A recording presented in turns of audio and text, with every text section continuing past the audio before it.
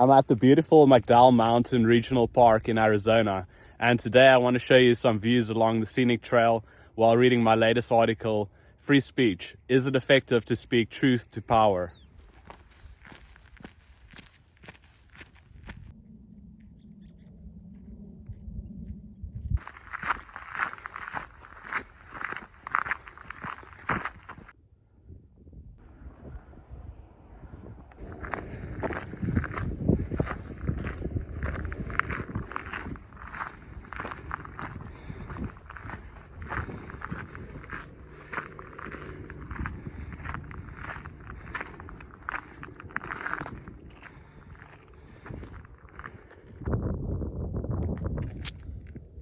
Free speech. Is it effective to speak truth to power? Free speech exists on a continuum between absolute free speech and speech that is controlled or limited in some way. History teaches that even though it is important to refrain from promoting certain types of speech, such as hate speech, it is usually not a good idea to give any person, organization, or institution the power to control speech.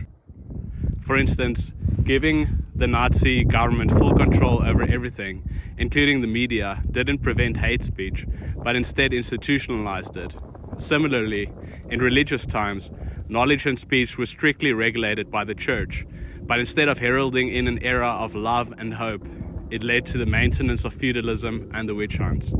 It didn't matter that these totalitarian governments and institutions believed that they were leading in the utopia, whether it was the utopia of the Aryan race, the communist utopia, or the kingdom of God. The belief that your actions are benevolent is insufficient to ensure that your actions actually are benevolent. The lesson is that, same as with an individual, if you give an organization or institution the power to control speech, they will invariably use it to promote messages that support their agenda and to suppress criticism and dissent. The centralization of power. When we look at the world, we have the sense that our speech and our voice don't matter that much. Even though we probably never had as much power as we want to believe, power used to be more dispersed when our democracy was young, before becoming more centralized. This process of centralization reflects larger changes in the structure of business and government, which are more fundamental than the right to free speech, and will ultimately decide whether we are able to practice free speech in the future.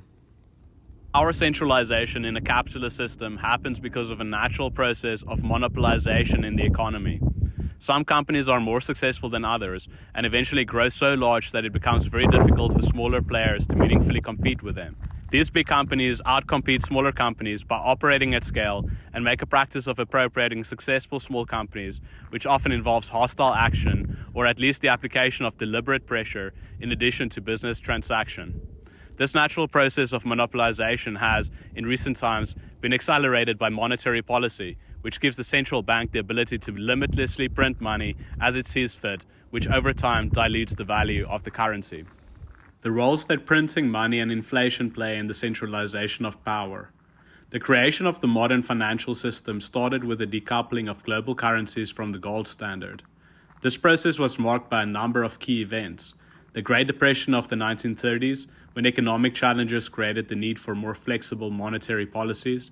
The Bretton Woods Agreement, which was signed in anticipation of the end of World War II in 1944 and pegged global currencies to the US dollar, which was still tied to gold. Finally, in 1971, US President Richard Nixon announced the suspension of the dollar's convertibility into gold, which effectively changed the majority of currencies around the world into what is known as fiat currencies. Fiat currencies aren't tied to a finite commodity such as gold, which gives the central bank the ability to print money practically out of thin air without producing gold or anything else of value. This creation of free money keeps interest rates low, so that it's cheap to borrow money to do anything you want, which can be productive, such as starting a business or building a house, or non-productive, such as buying a new sports car and living large. One of the major downsides of printing money is that it causes inflation. To illustrate how this happens, suppose that there is only $100 in the economy and you have $1. This means that you can buy 1% or 1 out of 100 of the goods and services that are being produced in the economy. If an extra $100 is printed, however, your share of the economy effectively drops to 0.5% or 1 out of 200 overnight. Big corporations and the super wealthy get most of the benefit from cheap money, as they are able to loan massive amounts of money and spend it on anything from stocks, property, materials, and labor before the newly created money has entered the general circulation of the economy and caused prices to rise. Low interest rates and propaganda furthermore incentivize and encourage consumers to spend their money and to loan more money so that they can spend more, rather than keeping their money in the bank, thereby further enriching the corporations. How does the centralization of power affect free speech? As power centralizes, the potency of free speech is first blunted by the fact that the truth is being reported to an increasingly powerless public. Radical inequality does not only give wealthy elites more control over the economy, but also over politics, the media, and everything else. They are able to buy anything from media companies to political influence and even political actors. There are certain media companies and personalities who still publicly seek the truth, but the powerful business and government elites have basically limitless resources to create misinformation, confusion, uncertainty, and doubt, while proceeding as planned and maintaining plausible deniability when their actions are criminal and go against the public interest. They are able to brazenly play stupid and deny the truth, even in the face of public censure, because their money buys lawyers and even judges, and they therefore face no consequences for maintaining obvious contradictions and lies. What do today's free speech limitations look like? The free speech limitations that we live under are hypocritical and contradictory. For instance, hate speech against certain protected groups, including people of color and LGBTQ, is disallowed, but reverse discrimination, mostly against whites, is allowed and even encouraged. We are not allowed to criticize governmental and institutional responses to global warming, but the same governments and institutions are allowed to blatantly start and fund forever wars that destroy not only the environment, but also infrastructure and millions of human lives.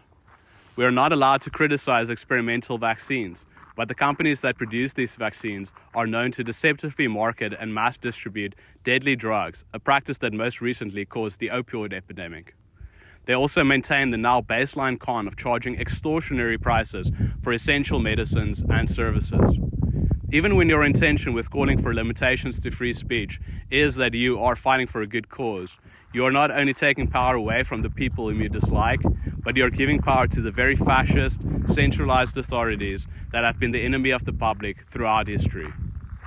Do we, as ordinary citizens, have any power? Both the capitalist and democratic systems are essentially based on supply and demand. It should follow that we, as consumers and voters, have all the power.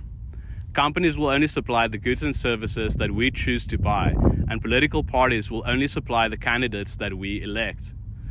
This situation changes, however, when everything from the information that we receive to the choices that we are presented with are controlled from the top down to the degree that they are.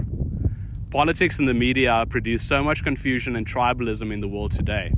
Can we even achieve the clarity of will to act meaningfully? We are already so fearful of the personal consequences of dissent. Do we have the courage to act? Most of the people I talk to express frustration and a sense of powerlessness about living in today's world. They choose to switch off the news, go for a hike, and listen to music and comedy.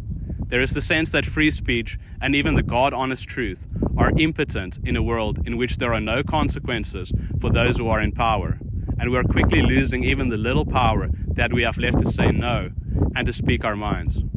Those who still believe that they are fighting the good fight just haven't recognized the faces of their new overlords, who are self-righteously religious and unconcerned about the real-world consequences of their actions. Please support my work by buying my debut novel, Compass, at the Amazon link below. And please subscribe for more content.